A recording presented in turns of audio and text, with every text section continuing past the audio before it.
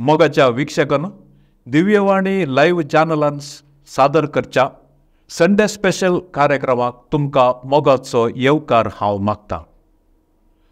वय आज या विशिष्ट कार्यक्रमात एका खेरीत विशयाचेर आमी हांगासर बसलोंक आयते आसा आनी हर्शेच्या बरी असल्या विशयाचेर चडीत जाणवाय आनी माहिती दिवचे खातीर आमचे संगी दिव्यवाणी लाईव्ह चॅनलाच्या या स्टुडिओंत आमचे संगी हांगासर उपस्थित आसात मनादीक दोतोर प्रतापानंद नाईक.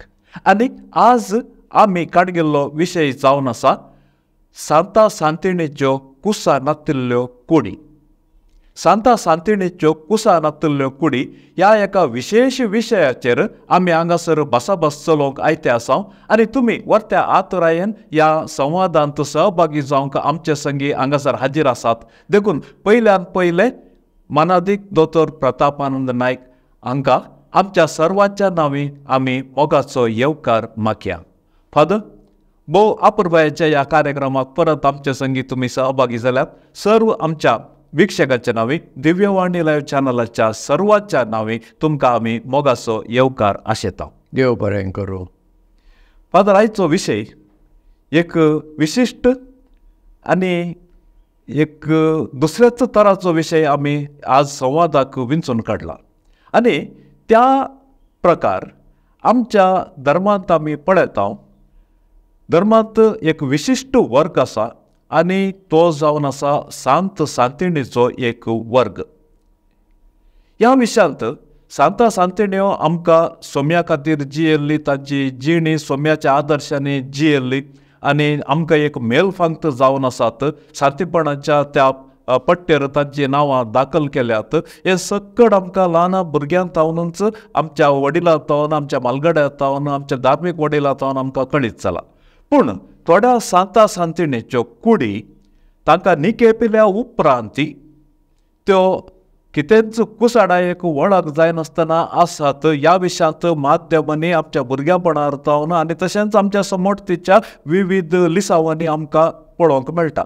अशें ह्या कुसानांतल्या कुडी विशयांत तुमचे अभिप्राय कितें फादर?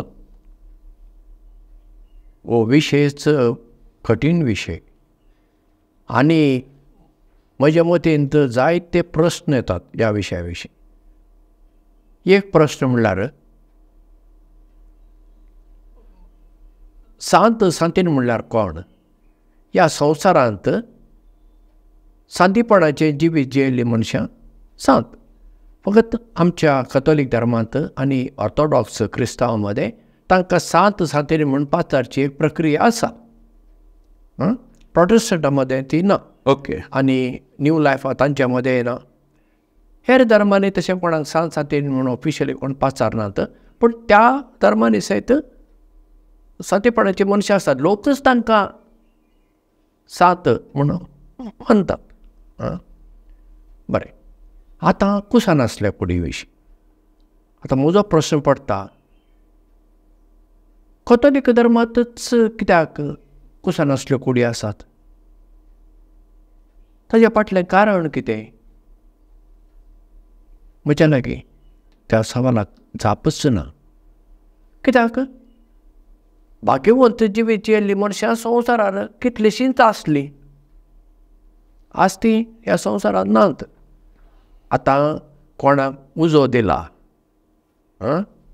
तांच्यो कुडी लासून गेल्यो न्ही. पण जायत्यांचो फकत क्रिस्तांवांचे मात न्ही, आतां मुसलमानांचे तुमी पळया, वा ना तर जाल्यार कांय हिंदू लोकांचे आसात कुडी मातयेक लायतात. आनी कितलेशा वर्सां आतां थोड्यांचे फोड उस्तीच नात. पूण मुसलमानाचे आतां फोड उस्ती जाता. कित्याक सुवात ना. सुवात नासल्यान ते कितलेशा वर्सां उपरांत परत्यान उस्ती जातात. तर तांच्यो कुडी मेळ्ळ्यो म्हूण हांवें तरी खंय आयकूंक ना आनी वाचूंक ना. तर सांतीपण जियेल्ले मनीस वा मनशां फकत क्रिस्तांव धर्मांत मात्र आसात वय हें हांव मानूंक तयार ना. धर्म वेगळो जायत पूण ती देवाक मानूं वता तसलें जिवीत जियेलां. तर तांच्यो कुडी कित्याक नात? हे सवाल पडटान म्हाका दोस्ता. आनी म्हाका जर तुमी विचारशात हांव प्रामाणीकपणान जाप दितां, म्हाका कुसान असल्यो कुडीच लागनात. कित्याक म्हूण सांगल्यार ज्या देवाक हांव मानतां तो जिव्यांचो देव, मेल्ल्यांचो न्हय. करेक्ट.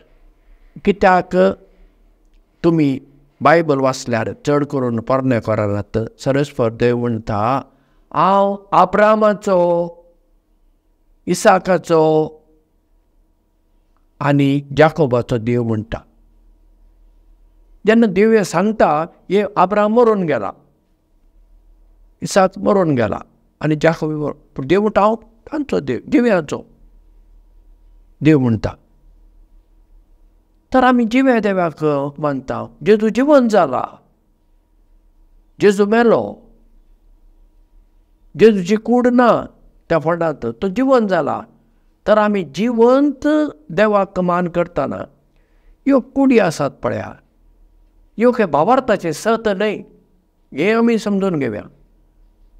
म्हाका कितें त्यो कुडी आसात म्हणून त्यो बांदून घेवंक जाय म्हूण आसा ना. त्यो कित्याक आसात हांव नेना, पूण बांदूंक जाय म्हणल्यार भावार्थाचे सत न्हय. जिवंतपण आमच्या भावार्थाचे सत. आतां त्यो सांत आनी सांतिणी आसात पळया, ती जिवंत जावनात वय. जिवंतपणांत ताका वांटो मेळ्ळा न्ही, देखून आमी ताका सांत आनी सांतिणी म्हणटात न्ही. देखून त्या कुडीक कित्याक म्हत्व दिवंक जाय. आनी पयले सुवातेर कुसान आसल्यो कुडी म्हणल्यार तो सगळ्यो कुडी कितें कूड आसा तशीच उरोवंक ना, थोडो भाग सयत कुसला. देखीक पळयात 20व्या शेंकड्यांत सदलो पाद्र पियो जेन्ना ताजी कूड परत्यान फडांतली भायर काडटा, तांणी पळयलें तोंडाचो थोडो भाग ना. मागीर तांणी तो भाग तसो तयार करून कलाकाराच्या हातूंत करून मागीर ते मेणाच्या आवरणांत घालतात, वॅक्स कवरींग म्हणटात, तातूंत दवरले आसात. म्हणटच ती कितें आसा तशीच कूड सक्तांची आसा अशें म्हणूंक जायना. चिट्यो खंय तरी कोणाची आसा म्हणुया, ती कित्याक आसा हांव नेना. परत्यान हांव म्हणटा फकत म्हजो भावार्थ न्हय, आमचो कथोलिकाचो भावार्थ आसूंक जाय जिवन जेजूचेर, मेल्ल्या कुडींचेर न्हय. देखून हांव ह्या कुसान आसल्या कुडींक म्हत्व दिना, म्हत्व हांव दिसना आनी म्हाका ताची गरजय दिसना. कित्याक म्हणल्यार सांता सांतिणींनी खंयच्याय सांतान वा सांतिणीन आमकां सांगलें आसा वय, हांव मरतच म्हजी कूड उरतली आनी तुमी येवन ताका भेट दिवंक जाय, नमस्कार करूंक जाय म्हटल्यार ना न्ही. ना. आनी जेजूचीच कूड ना, साबीण मांयची कूड ना. जेजू उपरांत आमकां येता साबीण मांय न्ही, आमकां कथोलिकाक तिची कूड ना. मागीर सांता सांतिणीच्या ह्या कुसान आसल्यो कुडी म्हूण सांगून तांकां कित्याक आमी म्हत्व दिवंक जाय हें म्हाका समजना, पूण हांव तरी म्हत्व दिना. पदार्थ तुमी सांगलें सडावत आतां कुडी पळोवंक मेळचे आमकां मेळ्ळ्यात कुडी जाल्यार ते 100% सांत ह्या सांतिणीच्या पट्ट्यार आशिल्ल्याच्योच कुडी आमी पळोवंक मेळटा. पूण फादर म्हणजे आनी एक सवाल तुमकां, जर तर एका व्यक्तीक एक सांत वा सांतीण म्हणून घोशीत करीचे जाल्यार कुडी कुसानांतल्या त्या प्रक्रियेक आनी सांतीपणाक कांय तरी संबंद आसा की ना. कित्याक कितलेशे सांत आनी सांतिणी आसात पळय, तांच्यो कुडी खंय आसात. सांत इनास लोयोला जेजुईत संस्थेचो स्थापक, ताची कूड खंय आसा. सांत स्टॅनिस्लावस कॉस्का आनीक जेजुईत सांत, ताची कूड खंय आसा. आल्तार भुरग्याचो पात्रोन सांत जुआंव बर्कमन्स, ताची कूड खंय आसा. सांत थॉमस अक्वायनस डॉमिनिकन संस्थेचो सांत, ताची कूड खंय आसा. सांत आगुस्तीन एदोळ्ळो इगर्जमतीचो दोतोर, ताची कूड खंय आसा. सांत पावल, ताची कूड आसा ना. म्हणटच सांत म्हूण पाचारूंक ती कूड आसूंक जाय अशें कांयच ना. भोव थोड्यांचे आसात, सुमार संवसारभर सुमार 300 परसेले चड आसात अशें म्हणटात, विविध भागांनी आसात.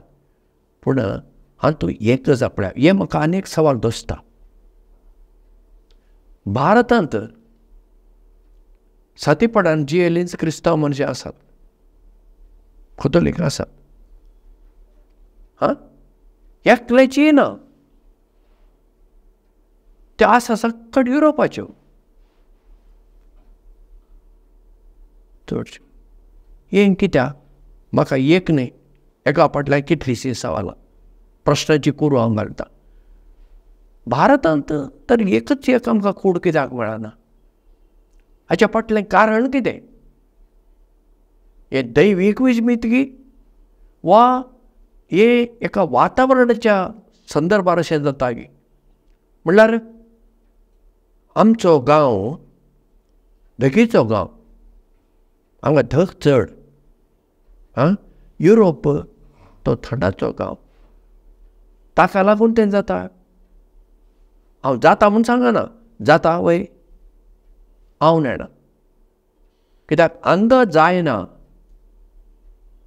कथोलिका मदेंच हांव उलयता आतां, कथोलिका मदेंच भारतांत आतां सांत सातेर म्हणून पाचारो ना वय, सिस्टर आल्फोन्सा सातेर म्हणून पाचारो ना, पयली तिका पाचारली म्हूण. मदर तेरेजा आसा कोलकाताची, पाचारले म्हूण. मागीर आनी हेरांक पाचारला. कित्याक ना? परत्यान हांव म्हणटा, म्हजे कडेन सवालांच सवालां म्हज्या मतींत येतात, म्हजे कडेन हाका जाप ना. आनी इगर्ज मतां, आमची इगर्ज मतां म्हणल्यार धर्मसभा आमचेर काय अशें बळ करिना. हें तुवें मानूनच घेवंक जाय म्हूण काय ना, काय ना. ते आसा म्हणटात, बरें आसता, बरें. कोणाक जाय ते येतात, कोणाक नाका ते वचनात, अशें. सो थँक्यू फादर, देव बरें करूं. आतां अशें मन धरून वतना तुमी त्या कुसानांतल्या कुडीच्या त्या एक प्रक्रिये विशयांत आनी त्या एका परिस्थिती विशयांत अपुर्बायेन आमकां तुमी सांगलें. आनी आतां जाय तितले सांत सांतिणी आसात असल्या कुडीचे, तुमी हे दोळ सांगले जाय तितले आसात म्हणून, त्या विशयांत एक मोठवी जणक आनी वळख. वय आतां सकट सांत सांतिणीचें म्हाका कळीत ना. सांत जिता म्हूण आसा 13व्या शेंकड्यांतली, तिची कूड आसा खंय. ताचे उपरांत 15व्या शेंकड्यांतली सांत रिता ती आसा. मागीर आतां आमकां सांत वर्जिनिया 17व्या शेंकड्यांतली, तिची कूड आसा. बेर्नार्द दे सुबीरू लूर शारांत सायबीण मागीर तिका दिश्टी पडली, तिची कूड फ्रांसांत आसा खंय. ती आतां येता 19व्या शेंकड्यांतली. आनी मागीर 20व्या शेंकड्यांत आमकां येता पाद्र पियो इटलींत, ताची कूड आसा. हे सोडून हांवें म्हणलें 300 परस चड कुडी आसात. आतां हांगाच आमच्या भारतांत सांत फ्रांसीस सावेराची, आतां ताका कूड म्हणनात, आतां ताका म्हणटात रेलीक. म्हणजे कूड म्हणजे स्थितीर तशी ना ती आतां. ओके. सुकून कितें हें जावन एक लांकडाची एक इमाज कशी दिसता ती पळयल्यार, कळ्ळें न्हय. हांवें ते 2 फावटी पळयलां. एक फावटी उक्तावणेक दवरल्या वेळार, आनी एक फावटी आमकां जेजुईतांक म्हणून आसले एक फावटी, तेन्ना हांवें ती वयर निसणेचेर चडून वयर वचून ती पळयलां. हाचें चुकली कशी आसा म्हूण ताका आतां रेलीक म्हणटात. आतां इतल्यो त्यो सगळ्यो आसात न्हू.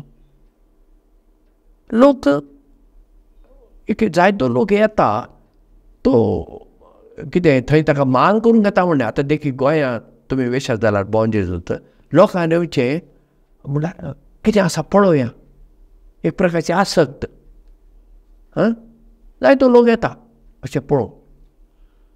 म्हळ्यार वेल्ल्याचे अशे कुडी अशे खंय अशे लोकांक पळोवंक मेळनात. देखून त्यो कश्यो आसात पळया, कितें ना. आनी मागीर कितल्यो काणयो पळया. म्हाका लोकांनी विचारल्या, आतां ती कशी दिसता फादर? म्हज्या भुरगेपणा तोंडान म्हणजे ताज्यो खंय नाक्षो वाडटात आनी कितें अशें नाका जाल्ले सगळे आमच्यो काणयो, कळ्ळें वय. हांगा इटलींत आसिसी म्हूण गांव आसा, सांत फ्रांसीस आसिसाचो गांव. हांव थंय गेलो. थंय एक कोपेल आसा, धाकटें कोपेल. थंय सांत सारकें मागणें केलें आनी कितें केलें म्हण तें आसा. त्या इगर्जेंत थंय ताणें घाल्ले वस्तूर एक हारशाच्या पेटयेंत आसा दिसता. आनी दुसरी सांत क्लॅरा ताजे सांगाता मात्रेंचो कॉवेंट स्थापन केल्ली तिचे थंय आसा. सांत क्लॅराची ते कूड अशें वयर आल्तारांत थंय दवरला आनी तुवें चडोवन वचूंक जाता. कोण तुका कांय म्हणना ते वचय म्हणा, कांय ना वच. पूण ती कशी आसा ते हातूंत मेणाच्या हातूंत घाल्ल्यान कूड दिसना. आमकां दिसता तें मेणाचें कवरींग, पूण पळयल्यार कूड कशी दिसता, पूण मागीर बारीकसाण पळयल्यार कळटा ती मनशाचीच कूड न्ही. कूड कितें आसा जाल्यार त्या मेणाच्या आवरणा भितर आसत, पळयलां. पूण थंय अशें प्रदर्शन जायना, ते कुडीचें प्रदर्शन जायना आनी कांय ना. लोक येता, पळयता आनी वता, कोणाक जाय तितलेंच. आनी चड लोकय ना, फकत कोण थंय त्या कोपेलाक येतात पळया, तांकां मागीर तें दिसता न्ही थंयच. देखून पण आमी गेलो, पळयलो आनी आयलो. म्हाका कांय व्हडलें कांय अशी बोगडांनी बरोवन ना. हांव आतां सांत क्लाराच्या कुडी कडेन आयलां, तेका हांवें हांगा मागणें करूंक जाय, तसलें हांवें कांय करूं, तसलें कांयच करूं. फकत एक पळया कशी आसा पळय, म्हळ्यार एक उत्सुकता, इंट्रस्ट. त्या नदरांतल्यान गेलो. कोण आनी भक्तीन वता जायत, तें तांची मर्जी. कळ्ळें न्ही. हांवें तशें पयलें सांगलां, असल्या कुडी विशीं म्हजे कडेन कांय भक्तीपण ना. म्हजें आसचें भक्तीपण देवा आसावें. पूण सांता कडेन मागना हांव बरें बगता. सांता कडेन आमी मागयत, कित्याक ती आमकां एक नमुनो, सांत आनी सांतिनी. तांणी पाटलाव केल्लो कोणाचो, तशें तुमी पयलें सांगलें, जेजूचो. जेजूचांनी पाटलाव केल्ल्यान ती आमकां एक नमुनो, एक आदर्श. तांचें जिवीत, तांच्यो कुडी न्हय, त्यो आमकां गरजेच्यो न्हय, तांचें जिवीत आमकां गरजेचें. कसलें जिवीत ती जियेलात, कितल्या कठीण परिस्थितींत थोड्यांक आपलो जीव दिवचो पडला न्ही, आरतीर मरचें पडलां. तर सांत मारिया गोरेटी तिणें दिला. सांत सेबेस्तियाव, सांत पावलो, सांत पेद्रू आनी जेजूचे सगळे आपोस्तल, तांणी जेजू खातीर जीव दिल्लो आसा. तांचें जिवीत आसा पळया, तें आमकां एक आदर्श म्हणटा. थोड्यांक ह्या सांताचें जिवीत आदर्श जावं येता, अनेक सांताचें वा सांतिनीचें जिवीत आदर्श जावं येता. पूण कितें जावं, तांचें जिवीत एक भाग्यवंत जिवीत म्हूण आमकां ती एक नमुनो, तें हांव बांदून घेता. तें बरें आसा. पूण तांच्या कुडींक म्हत्व दिवचें आसा पळया, तेन्ना करतना आमी कितें करता, लोकांक पळया ह्या कुडींक लागून कितें जालां, तांची नदर आसूंक जाय आसली कोणाचेर, जिवन जेजूचेर. थंय वचना. ता जिवन जेजू आसा, ताची शिकवण आसा, ती आमी समजून घेवया, ती आमी आपणावया, ती आमी जियोवया आनी ती जेजूची बरी खबर आमी हेरांक दिवचे आपोस्तल, धर्मदूत जावया, मिशनरी जावया. तें ना व्हडलें असलें हाच्या कडेन. देखून हांव म्हणटा, हांव आतां एक विधान करता, स्टेटमेंट. तें थोड्यांक बरें लागचें ना, पूण म्हाका तरी दिसता काळजाचो, ह्यो कुडी मातयेक लायले देखून मागीर पुस्तुच्यो न्हय. कारण उजो दिल्लो जाल्यार आमी आकाशाक म्हत्व दिता आसले तेन्ना कुडी आसच्यो नासल्यो, तेन्ना आमचें म्हत्व ह्या कुडींचेर वयचें नासलें. पूण आतां इगर्ज माता आमकां ऑप्शन दिता, माती दिवंक वा उजो दिवंक. हें ऑप्शन आसा आतां, कोणाक जाय तें. हांव म्हणटा आमी मरतच आमच्यो कुडी लासल्योच बऱ्यो. कित्याक धोडिता जाल्यार आमी धोडी गेल्या ना, तर जाल्यार थोड्यांक मागीर ताका आमी मातयेक लायलो, ताची कूड आसा वय पळय म्हळ्यार. आनी कितल्या वर्सां उपरांत मागीर वस्तूंक लागतात. कित्याक वस्तूंक लागतात, ती थंय आसा म्हळ्यार थंय माती दिल्ली सुवात आसा म्हणून. जर ते उजो दिली ते सवालच उदेना, हे सवालच उदेना कुसार असले कुडी आसा अथवा ना. कित्याक आमी सांगलां ते भावार्थाचे सत न्हय मू, भावार्थाचे सत न्हय जाल्यार आमकां त्यो कुडी कित्याक म्हत्व दिवंक जाय. आमी तसल्या गजालींक कित्याक म्हत्व दिवंक जाय. आमी म्हत्व दिवंक जाय आसलें मागीर खंय हाची खंय जीब आसा कोणाची साधनतोरीची हांवें काय पळोवंक ना. ती कितले ताका जिबेचें स्वरूप आतां आसा हांव नेणा. मागीर 7 जानेवारीस म्हणून एक आसा ताचे खंयले रगत आसा खंय तरी इटलींत, ते खंय वर्साचे फावटी कितें कडटा. ओके. हांव तूं कितले सथ वा कितल्यो काणयो हांव काय जाणा. ते चिंतुया ते कडले म्हूण चिंतुया. हांव काय व्हडल्या भावार्थान भरतो. म्हजो भावार्थ जो आसा पळया ताका लागून वाटचोच ना, खंडीत ना. हांव कितें व्हडलो सांत न्हय, हांव सांतच न्हय, पातकी मनीस. पूण म्हजो भावार्थ जेजूचेर आसा. पातकी आसून सयत हांव जेजूचो पाटलाव करतां आनी इल्ले मुखार वचूंक प्रयत्न करीत आसा. बारासर हे प्रयत्न आसतलेंच. देखून ह्या खंयच्याय एका सांताची वा सांतिनीची कूड आसा देखून हांवें ती पळयली देखून म्हजो भावार्थ वाडटा बिलकूल ना, खंडीत ना. कोणाचो जर भावार्थ वाडटा तर भावार्थ जेजूचेर वाडूंक जाय, त्या सांताचेर आनी सांतिनीचेर न्हय. कित्याक आमचें जिवीत कोणाचेर केंद्रीत आसूंक जाय, जिवन जेजूचेर. हें आमच्या लोकांक समजून घेवंक ना.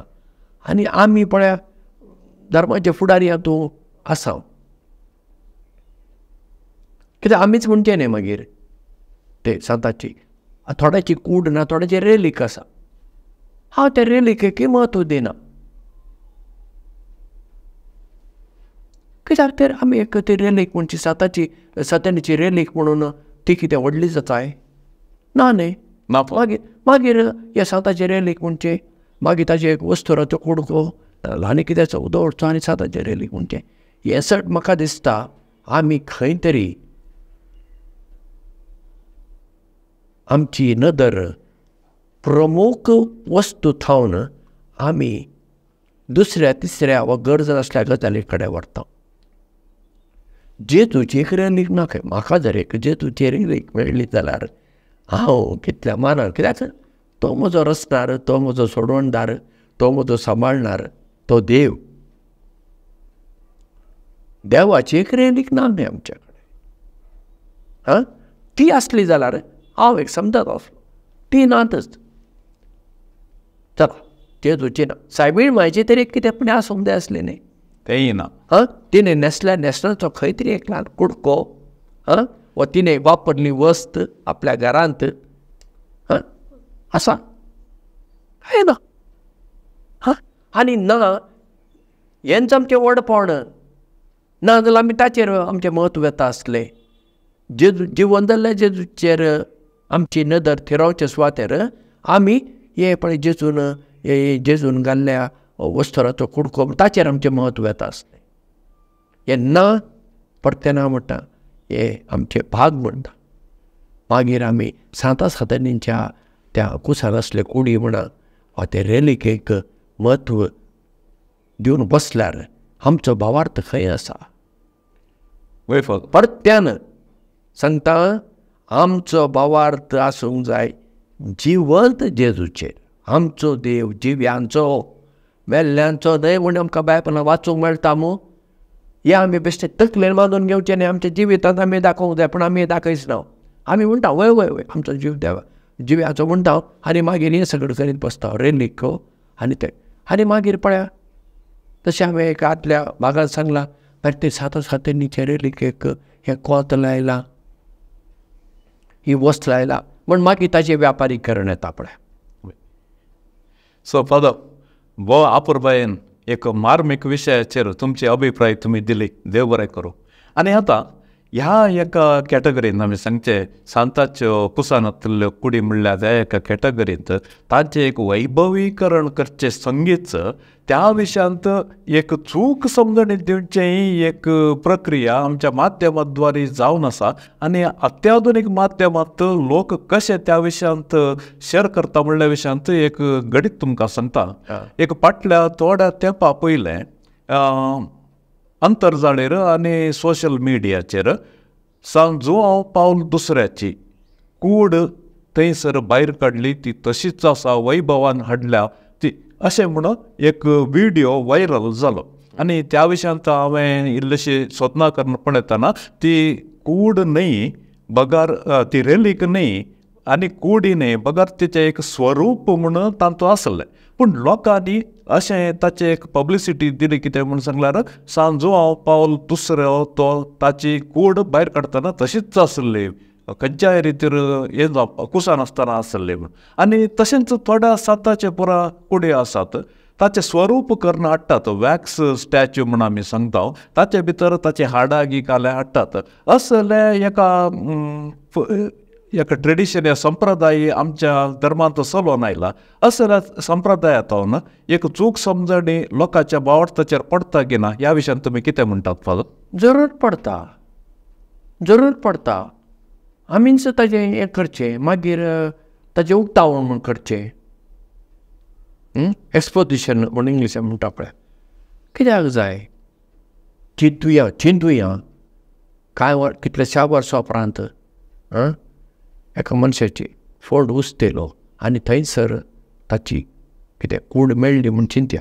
कुसान असली कूड वा कसलें, ती तुमी एक कडेन दवरा न्ही, एका पेटेन कोण येता पळोवन दी आनी वचून दी, मान करता जाल्यार करूं दी. आनी ताचें ऑफिशियली मागीर प्रदर्शन पुरश्यावार हाडन आनी हें करन, म्हाका हें कांय समजना हें कित्याक चलता तें. आनी असल्या हाका हांव वचायना, कित्याक गरज म्हाका दिसना. परतें सांगता, जावं तो सांत वा सांतीन, ताणें आपलें जिवीत दिल्लें जेजू खातीर, ताणें परगटली शिकोवण कोणाची? जेजूची, ताणें वा तिणें. अशें आसतना आतां आमी जेजूक इल्लो कुशीन दवरलो. हांव म्हणना जेजूक आमी विसरला म्हणना, हाचेर आमचें म्हत्व. मागीर पळय अशें प्रदर्शन जातच परतें हांव म्हणटा एका प्रकारचें व्यापारीकरण हें. त्या विशयान म्हाका विचार, थंय पयशे येतात, लोक घालता, आयलो म्हणटच कितल्या पयसान आयलो म्हणटच मागीर लोक घालतात. हांव म्हणटा ती आसा न्ही, तुमी एक कडेन दवरा खंय तरी, लोकांक दिसता अशें म्हणल्यार मागीर ती पळय कितें म्हणटा आमी उत्सुकता, क्युरियोसिटी म्हणटा पळय, ती वेता. कित्याक मागीर ती थंयच आसा केन्नाय पळोवं तुका, केन्ना तुका जाय जाल्यार पळय. ती पळय इतल्या वर्सां उपरांत खंय तरी आसली ती सकयल काडची, मागीर ती पुरशावान आनी हें करन आनी करन करचें. आनी असले कडेन आसा पळय, हे चड गरजेचें बी, हाची गरज आसा वय. तेच आमी देवाचें उतर परगटूंक आमी म्हत्व दिल्लें जाल्यार, जेजूची शिकवण आमी पसरूंक आमी जर वावर केल्लो जाल्यार कितलें बरें जाता आसलें न्ही. हे नदरेन हांव तुमकां सांगता, आमचे प्रोटेस्टंट भाव आसात पळय, खरेंच आमी तांची तोखणाय करूंक जाय. हांव तरी करतां. तांणी पळय देवाच्या उतराक इतलें म्हत्व दिलें,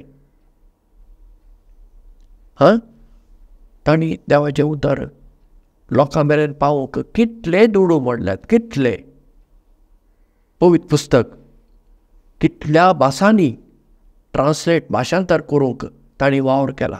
भारतांतच घे पळय आमची ती बायबल सोसायटी ऑफ इंडिया कितलो वावर करता आनी लोक तांकां पयशे दिता. प्रोटेस्टंट भाव भयणी सादी दुबळी, तांचे एक न्यूज लेटर पयलें येतालें आमच्या घरान. आतां हांव आतां दुसऱ्या घरांत आसा म्हूण थंय येना, तेन्ना आतां वाचतालो पयलें. सादो दुबळो लोक रेल्वेंत थंय कुली म्हूण काम करचे मनीस सयत प्रोटेस्टंट मनीस बायबल सोसायटीक पयशे दिताले. कित्याक देवाचें उतर ते परगडतात म्हणून. पूण आमकां पयशे जाय जाल्यार लोक दिता, हें सगळें करची गरज ना. हें प्रदर्शन म्हण आसा पळया, कुसानासली कुडी म्हणा वा रेलीक म्हणा, कितेंय म्हणा तुमी ताका, हें वापरची आमी गरज ना. कित्याक आमकां जाय जेजूची बरी खबर परगटली. वो जेजून आमकां ताकीद एक आज्ञा दिली न्ही, वेफळ संवसार वचून बरी खबर परगट जेजून आज्ञा दिली आमकां. ती फकत आपोस्तलांक मात लागना, हर एका क्रिस्तांवाक लागता. हर एक क्रिस्तांव मिशनर, हर एक क्रिस्तांव आपोस्तल जावंक जाय आमी. तर ती जबाबदारी पाळोवंक आमकां जर पयशांची गरज आसा, आमी लोकांक मागया न्ही. कित्याक लोक दिवचो ना? दितलो, कित्याक आमचो लोक उदारपणाचो. क्रिस्तांव मनीस आसा पळया, ते उदारपणाचे मनीस, सदांच आदार करूंक तयार आसात. आनी देवाचें उतर परगटूंक ते कितें फाटीं सरतले म्हाका दिसाच ना. देखून असली ही आसा पळया, लोकांक जेजू केंद्रीत आसता ताका कुशीन काडटात. क्रायस्ट सेंटर्ड अप्रोच म्हणटा आमी ताका, क्रिस्तो सेंट्रीक. ताजेतान आमी पयस काडटा अशें म्हाका दिसता. देखून असले प्रदर्शनां आनी असले कसल्यो गजाली ताची गरज ना म्हणून म्हाका बगता. करतले म्हज्यान कांय आडोवंक जायना, कित्याक हांव कांय अधिकारा असलो मनीस न्ही. पूण हांव असल्या गजालींनी भाग घेना. पण आता तुम्ही सांगले प्रदर्शन व्यापारीकरण निजायकी एक ह्या विशयांत आमी गंभीर रितीन चिंचे आजकाल व्हरचे गरजेचे, चिंचे व्हरचे गरजेचे म्हणून म्हाका बगता. पूण असल्या कुसानांतल्या कुडीच्या नांवान प्रदर्शनां आनी व्यापारीकरण तुमचे अभिप्राय आमच्या विक्षकांक सांगले न्ही. पयले सुवातेर आमकां ह्या कुसानासल्यो कुडी आनी रेलीको लागच ना, तांकां लागच्यो न्हय. आनी ताचें व्यापारीकरण करता पळया, वो व्हडलो अपराध म्हणटा हांव. मागीर म्हाका परत सवाल येता, तर ह्यो कुसानासल्यो कुडी आमकां कित्याक जाय? मागीर आमकां व्यापारीकरण करूंक वय, पयशे जोडूंक वय, नांव जोडूंक वय त्या जाग्याक. खंयचें आमकां गरजेचें? तो सांत वा सांतीन गरजेची वा तांच्यो रेलीक आमकां गरजेच्यो? पळयात, सांत्यांनीक आमी विसरूनच गेल्या. मागीर हाचेर आमचें म्हत्व. पण जें कितें आमच्या दोळ्यांक दिसता पळया, ती रेलीक दिसता वा कुसानासली कूड म्हणटात पळया, वा कितें म्हणा तुमी ताका, ताचेर आमचें म्हत्व येता. त्या सांतीचेर वचाच ना, तांच्या जिविताचेर वचाच ना. तांच्या जिविताचेर गेल्लें जाल्यार आमचें जिवीत कितलें बदलूंक जाय आसलें. जी पळय त्या उक्तावणेकान येतात न्हू, वा सांताचे सांतिनीचे रेलीक पळोवंक वा मान करता, आमचें जिवीत बदलूंक जाय आसलें.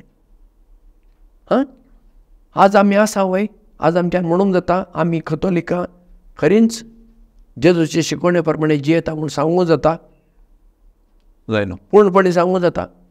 मागीर हें सगळें करून आमच्या जिविताचेर कितें प्रभाव पडला? आमी तींच उरलीं मू, आदलींच उरलीं मू. आमी बदलूंक जाय.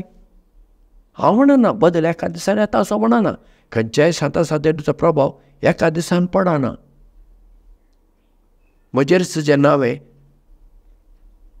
आमचो जेद्वीत सांत, तो सांत न्ही आतां भाग्यवत,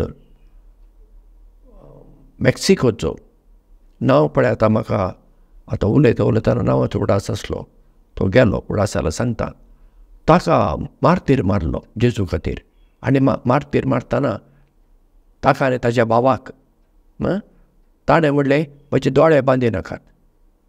आनी वचच्या पयलें ताणें दिमी घालून मागणें केलें आनी हात अशे विस्तारून धरले आनी ताका गुळो घालून मारलो. जेजू खातीर ताणें जीव दिलो. तेन्ना हांवें ताचें जिवीत हांवें वाचलें पळया, ह्या जेद्वीत भाग्यवताचें. हें म्हाका इतलें बरें लागलें. तेन्ना हांव कॉलेज करतां. हांवें म्हणलें कितलो भाग्यवत मनीस हो, जेजू खातीर इतल्या धैर्यान आनी सारको मॉडर्न लिपोवन तो वचून मीस पेटयतालो घरांत. कित्याक ते मेक्सिको तेन्ना communist Miguel Pro. Okay. Miguel Pro saint Miguel Pro. वय जावं नांव तेवढाच आयलो. इतलो हातांच्या म्हळ्यार आमच्या तरणाट्यांक तो एक म्हाका त्या वेळार तो एक देखीवंत कसो. म्हळ्यार तो एक दीस असो मिसाक वेताना ताका थंय पुलीस दिसले. आतां तो गेला ताका धरतीत म्हणून हाणें कितें केलें जाणा थंय अशें वाटेर वताना एकटी तरणाटी स्त्री येताली आनी ती कथोलीक ती मिसाक वता म्हूण ताका कळ्ळें. हाणें तिका दोळ्यांतल्यान केलें आनी गेलो आनी तिच्या हातांत हात घाल दोगां पळया काजारी जोडी दोगां अशी बरी करून गेली. पोलिसांक दुबावच येवना हाचेर जालें. मागीर तो गेलो मिसबटो. हांवें म्हणलें कितल्यो बऱ्यो गजाली पळया कित्याक आमच्या भुरगेपणार असले पाद्रीचें जिवीत आमी आयकूंक येना. वो इतलो आनी लोकां सांगता वावर करचो मनीस लोकां सांगता तो वावर करतालो कित्याक आनी तो कोणाक कळीत ना लिपोवन चोरया ताणें सगळें करचें. लोकांची सेवा सादो सगळें बदलूनचें आपलें नेसाण सगळें. आतां तसल्या सांताची कूड ना तसले त्या भाग्यवंताची ना. पूण ताची ना म्हणून ताची जिवीत जें म्हाका प्रेरण तें उणें जाता वय ना जायना. म्हाका तो एक आदर्श जाता. अशें थोड्यांक पळय मारिया गॉरेटी आदर्श जावं येता. आमकां आतां भुरग्यांक सांजो बरपणस कित्याक तो सकाळीं उठतालो खंय आनी मिसाक वचून थंय हे मिसपेटोच्या हाका पाद्रींक थंय आदार करतालो. सो पळया असलें जिवीत आमकां चड गरजेचें. तांची ती कुसान असली कुडी न्हय आनी तांची रेलीक न्हय. देखून हांव आमच्या लोकांक विनंती करता आमी परत्यान आमची आध्यात्मिकता क्रिस्ताचेर केंद्रीत करूंक जाय. ताचे शिकवणेचेर केंद्रीत करूंक जाय. त्या वेळार मात्र आमी ताची खरी बरी क्रिस्तांव जाता. आनी ह्यो सगळ्यो गजाली आसात पळय ह्यो म्हणटा हांव ह्यो संवसारीक गजाली ह्यो कुसान असली कूड वा रेलीक संवसारीक गजाली ह्यो हाचेर आमी केंद्रीत करचें न्ही आमचें जिवीत. अशें केल्यार आमी त्या संवसारीक गजालींनी घुस्पण उरता. ह्या विशयाचेर म्हाका दिसना खंयच्याय सांतिणीक आमी तसलो मान दिल्लो तांकां पसंद आसा वय म्हाका दिसना. तो सांत वा सांतीन जर आयली परत ह्या संवसारांत आमकां कितें सांगात घडये म्हणत पिश्यानो कितें करून बसल्यात तुमी हे हांगासर म्हाका मान करूंक आयल्यात हें कितें तुमचें. तुजो स्वामी कोण. हांव गी जेजू क्रिस्त. तर जेजू क्रिस्त धरता जाल्यार तुमी हें म्हजें कितें घेवन बसल्यात असो म्हणचो ना वय. कंडिजन म्हणटा अशें म्हाका दिसता. कंडिजन म्हणटा. देखून आमचो कथोलिकाचो भावार्थ ताका खोलाय तुमी हांकां गुंडाय म्हणटात ना म्हणटा तो उतड आनी हे उतळ्यांतल्यान आमकां भायर येवंक नाका. आमकां तूं चलवल्यार बरें कित्याक हातूंतल्यान मागीर खुबश्यो गजाली फायद्याच्यो आसा म्हणलें हांवें. व्यापारीकरण आसा पॉप्युलॅरिटी फामाद जावचें म्हळ्यार ह्या जाग्यार थंय गेल्यार ताची कितें रेलीक आसा कूड आसा लोक मागीर त्या जाग्यार धांवता मागीर यात्रीक पळय म्हणून करचें त्या जाग्यार हें सगळें आसा पळया. हें सकट हें आनी तूं आध्यात्मिकते प्रास हेर गजाली चड घुस्पाल्यात दुर्दैवान आमच्या कथोलिका मदें हांव म्हणटा. देखून हें उणें जावंक जाय आनी आमची आध्यात्मिकता जेजूचेर आनी जेजू बोवारी जर आसली तर म्हाका दिसता काळजांतसून म्हाका दिसता आमी खरी बरी जेजूची शिसां जाताली. देव बरें करूं फादर. भोव अपुरबायेन भोव गंभीर आनी मार्मीक विशयाचेर येदोळ पर्यंत भोव वर्ती चढवाय आनी माहेत तुमी ह्या आमच्या संवादाद्वारे आमच्या पळोवप्यांक तुमी लाभयली. आमी तुमकां देव बरें करूं म्हणटा. आनी प्रत्येक जावन आमचो भावार्थ कसो घट आसूंक जाय आनी आमचें धार्मीक जिवीत आमचें आध्यात्मीक जिवीत खंयच्याचेर क्रिस्ताचेर केंद्रीकृत जावन आसूंक जाय म्हणलो अमोलीक संदेश तुमी दिल्ल्याक आमी तुमकां आभारी जावन आसा. वरतो तुमचो वेळ ह्या विशयाचेर तुमी आमचे संगी आमच्या पळोवप्या संगी तुमी करचेलो. बरोल्या काडसा हांव तुमकां म्हणटा देव बरें करूं. Thank you father. Thank you very much. तुमकांय देव बरें करूं.